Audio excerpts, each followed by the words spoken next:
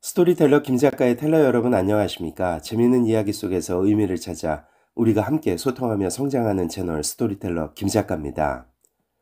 오늘은 지난 시간에 이어서 세계화의 종말과 새로운 시작이라는 책의 2부 하나의 세계에 대해서 말씀드리겠습니다. 5장 컨테이너의 혁명. 긴 역사 속에서 1956년은 두 가지 면에서 의미 있는 해입니다. 공산품의 국제무역이 처음으로 원자재 무역 규모를 초과한 해였으며 또 완전히 새로운 화물 운송 방식인 컨테이너 운송이 처음 사용된 해이기도 합니다. 이 두 사건은 그 당시 많은 주목을 받지는 못하였지만 두 사건 모두 제2차 세계화에 큰 획을 그었으며 제3차 세계화 기간 동안 세계 경제에서 극적인 변화의 길을 열게 됩니다. 1950년대에는 미국 공장에서 생산된 제품이 주요 목적지인 유럽의 고객에게 도착할 때까지 총 3개월이 걸릴 수 있었고 운송 비용은 상품 가치의 10에서 20%에 이르렀으며 그 과정에서 도난이나 손상 위험 역시 높았습니다. 그래서 운송 시간과 비용을 최소화하기 위해 항구 도시에 부두 근처에 공장이 모여 있었고 이러한 이유로 런던, 함부르크, 뉴욕 같은 주요 항구들은 제조업 중심지가 되었습니다. 운송 비용을 줄이기 위한 컨테이너에 화물을 채우는 것은 새로운 아이디어가 아니었습니다. 컨테이너라고 부를 수 있는 형태가 등장한 것은 18세기 후반 영국에서였는데요. 실질적인 컨테이너 시대에는 1956년 4월입니다. 오랜 시간 변화는 고통스러울 정도로 느렸던 것입니다. 우리가 지금 흔히 보고 있는 컨테이너도 그러고 보면 약 70년 정도 되었네요. 컨테이너 운송은 세계화를 세계적인 현상으로 바꾸는데 도움을 주었고 국제 무역의 확대에 지대한 영향을 미치게 되었습니다.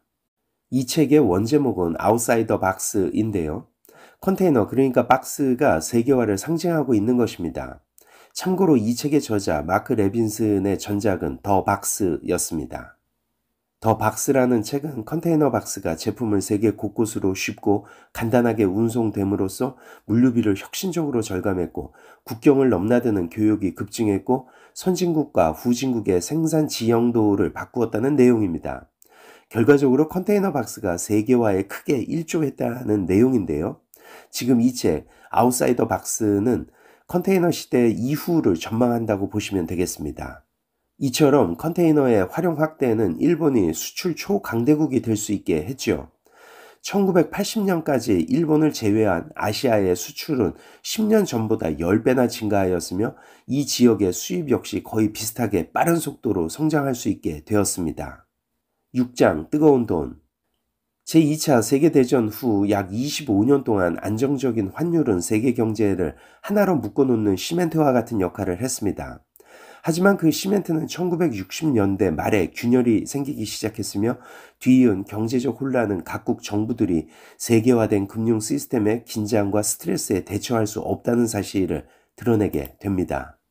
1944년 브레튼 우주에서 합의된 협정은 환율 변동을 최소화하기 위한 것이었습니다. 이를 위해서는 국경을 넘는 자금의 흐름을 억제하는 금융 부분에 대한 엄격한 통제가 필요했죠. 여러 나라의 정부들은 은행의 해외 대출을 강력히 통제하고 수입업자에게 귀중한 외화를 사용할 수 있는 면허를 획득하도록 했으며 여행자가 해외로 가져갈 수 있는 현금의 양을 명시하기까지 했습니다. 외국 기업을 인수하는 기업이 계약을 성사시키려면 한 정부로부터는 외화 반출 허가를 받고 다른 정부로부터는 새로운 자회사가 해외로 배당금을 송금하는 것을 허용하겠다는 약속을 받아야 했습니다. 1967년 지속적인 무역 적자 때문에 외화가 부족했던 영국은 파운드화를 예기치 않게 평가절하하여 시장을 뒤흔들었습니다. 그 다음 1971년 닉슨 미국 대통령이 달러를 금으로 교환하겠다는 약속을 포기한다고 선언했죠. 긴급 정상회담이 연이어 열렸고 세계 정상들은 환율을 안정시킬 새로운 방법을 찾기 위해 고군분투했습니다.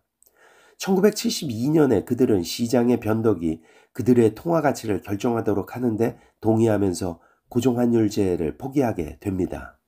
변동환율로 전환은 국제금융에 대한 엄격한 통제의 근거를 약화시켰으며 브레튼 우주 체제의 종말은 중동의 석유 수출국들이 생산량을 줄이고 더 높은 가격을 요구하기로 합의한 일과 동시에 이루어졌습니다. 저개발 국가들의 부채 위기는 1990년대까지 지속되었습니다. 이러한 부채 위기는 경제적으로나 인도적으로나 매우 많은 비용을 초래하여 채무국의 생활 수준은 급격히 낮아지는 결과를 초래하게 됩니다. 우리나라도 1997년 IMF 구제금융을 받으면서 2001년 8월까지 4년 동안 어려운 시절을 보내게 되죠. 그럼에도 불구하고 한국만이 유일하게 빠른 속도로 수출을 늘리는 데 성공한 국가라고 책에서는 언급하고 있습니다. 7장 불붙이기. 비즈니스 활동에 대한 규제를 완화하려는 세계적인 움직임은 20세기 마지막 수십 년 동안 세계 경제가 작동하는 방식을 극적으로 변화시켰습니다. 은행의 신규 사업 진출을 포함하여 미 의회는 철도, 항공, 트럭, 통신 등의 운영 규제를 완화하면서 1980년대 후반에 전개된 제3차 세계화에 본격적으로 불을 붙입니다. 그러나 규제 완화를 통해서 정부의 명령보다는 시장의 힘이 경제를 발전시키도록 내버려 두어야 한다고 여겼던 생각은 역사적 조언을 무시한 것이었습니다. 어느 나라도 경제 발전을 시장의 힘에 전적으로 맡김으로써 빈곤에서 번영으로 올라서지는 못했기 때문입니다. 예를 들어 영국을 세계 최대의 경제 강국으로 만든 18세기의 산업혁명은 신중하고도 의도적이었던 정책들이 없었다면 발생하지 않았을 것이며 20세기 후반에 꽃피운 일본, 한국, 대만의 경제는 수입 규제, 저비용 신용 제공 및 저렴한 토지로 육성할 사업에 대한 국가 지침을 기반으로 했기 때문입니다. 시장의 힘만으로도 가난한 경제를 부유한 경제로 바꿀 수 있다는 생각은 신화일 따름이라고 책은 말합니다. 세계 경제와 관련한 전문 지식에 있어서 최고봉인 세계은행조차도 자신들의 조언들 가운데 상당 부분이 완전히 잘못된 것임을 뒤늦게 인정했죠. 전문가들은 1990년대의 경험은 민영화와 규제가 둘 다 얼마나 어려운지 보여준다라며 회한에 찬 시인을 하기도 했습니다. 결국 규제 완화와 민영화의 승자는 대기업들이었습니다. 세계적 규모로 운영함으로써 비용을 절감할 수 있고 화물 시장에 지속적으로 참여함으로써 운송 및 통신 기업의 최상의 조건을 요구하기 위한 최신 정보를 획득할 수 있는 것은 대기업이었기 때문입니다. 상상할 수 없을 정도로 다양한 상품을 이전보다 저렴한 가격에 이용할 수 있게 된 소비자들도 승자였을 것입니다. 반면에 노동자와 소기업은 더 규제가 완화되는 새로운 세상에서 어려움을 겪게 됐습니다. 8장 거대한 흡입음. 1948년 이후 25년 동안 유럽의 비공산주의 국가들은 번영하는 경제를 누렸습니다. 1957년 체결된 로마 조약을 통해 형성된 자유무역 지역은 거의 모든 사람에게 전화, 냉장고, 실내 욕실과 같은 번영의 결과물을 가져다 주었지요. 1973년 10월에 시작된 제1차 오일 쇼크는 이러한 흐름을 갑작스럽게 중단시켰습니다. 급격한 유가 상승으로 인해 소비자의 지갑이 말라붙었고 기업 이익이 감소하면서 경제 성장은 급락했죠. 20년 동안 서유럽에서 거의 볼 수 없었던 실업률 증가가 모든 국가에서 나타났으며 물가 상승이 노동자의 임금 가치를 잠식시켰습니다. 민간 기업과 국제 시스템이 결합하여 형성해왔던 완전 고용과 넉넉한 사회적 혜택, 지속적으로 향상되는 생활 수준을 보장해 주었던 유럽의 소중한 사회적 시장 경제에는 위기에 빠졌습니다. 유럽의 지도자들은 유권자를 달래기 위해 주택 지원에서부터 아동 보조금에 이르기까지 사회보장 프로그램에 대한 지출을 늘렸고 은퇴 연령을 낮추면서 그 일자리가 청년들에게 돌아갈 것이라는 이론에 따라 대부분의 서유럽 국가에서 1980년까지 여성은 61세, 남성은 63세 이전에 은퇴하도록 했습니다. 1984년에 이르러 유로 경화증이라는 용어가 등장했는데 이는 유럽인들이 오래된 산업이 사라지도록 내버려 두지 못하면서 새로운 산업의 수용을 꺼려서 성장을 억제하고 있음을 나타내는 말입니다. 1985년 유럽 정상들은 관세 철폐를 넘어 그리스에서 아일랜드에 이르는 단일 시장을 만들기로 합의했고 1987년에 발효된 단일 유럽법에 따라 국경 초소들이 사라졌으며 트럭 운송회사와 항공사는 이제 유럽 공동체의 어느 곳이든 화물과 사람을 자유롭게 이동시킬 수 있게 됐습니다. 또한 동물 의약품에서부터 승용차 배기가스에 이르는 모든 것에 단일한 기준이 적용됐습니다. 1940년대 후반부터 가트는 공산품에 대한 관세를 낮추어 무역을 늘리는 데 여러 차례 성공했으나 이러한 합의에는 큰 구멍이 있었죠. 가트는 모든 국가에서 민감한 주제인 농산물 무역 또는 서비스에 관한 사항은 다루지 않았거든요.